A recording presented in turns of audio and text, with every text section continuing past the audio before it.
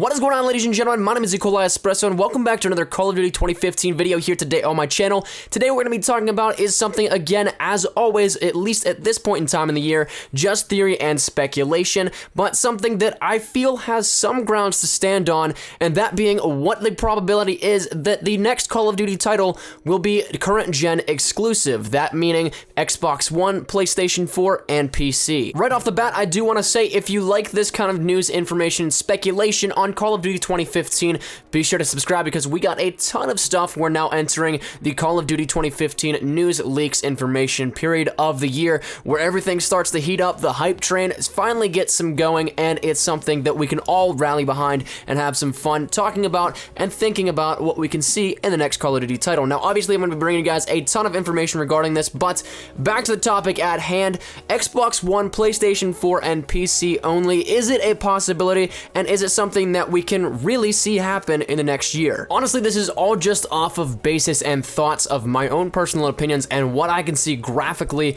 in terms of differences from current gen to previous gen. Now, this is something that I actually predicted last year with Advanced Warfare. I knew for a fact it wasn't going to be next gen exclusive. At that time, I was referring to it as next gen. Now I feel like it's a more commonplace to call it current gen, but I predicted this last year, seeing that Treyarch would have a full 3 years of development rather than Infinity Ward and Sledgehammer having the main console to the public being the 360 and the PlayStation 3 at the time of the start of their development for their games. Even though it was on next gen, they had access to the Xbox One and PlayStation 4s so that they could actually start developing on that. The consoles that they had to work on back then were not the same ones that they had now. Obviously, the consoles that are now more updated now have a lot more access on a developer standpoint, simply because the Kinect on the Xbox One is not something that is needed anymore like it was back whenever Sledgehammer and Infinity Ward started the development of their games. Rather, there is now a lot more space that can be allocated to RAM and other internal functions that can help improve the games graphically and as well as how they play in general. Now, speaking for PlayStation 4, obviously it's the same case that the consoles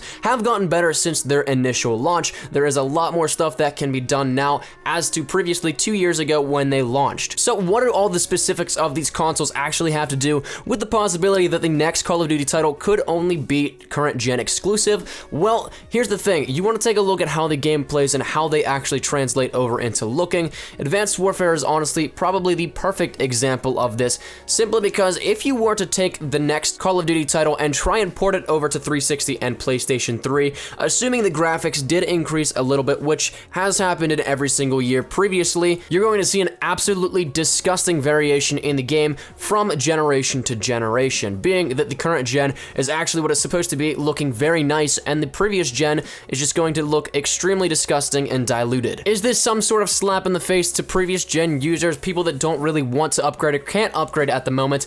Maybe, possibly, but it's the sad reality, simply because the games themselves and the consoles are just pushing forward, reaching new levels, and previous generations just cannot do that. They can't compete. They've maxed out with the graphical capabilities of probably even Call of Duty Ghosts.